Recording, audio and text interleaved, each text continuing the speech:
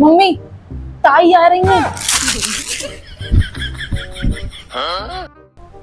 आ जाओ दीदी आ जाओ। अरे मोरी मैया। आ जाओ। ना बैठी रहे कोई बात नहीं। ए नहीं कोई बात ना, हम तो रोज हम बैठता ही है। तुम आ जाओ, तुम बैठ जाओ, हमने पहले बैठ जा रही है।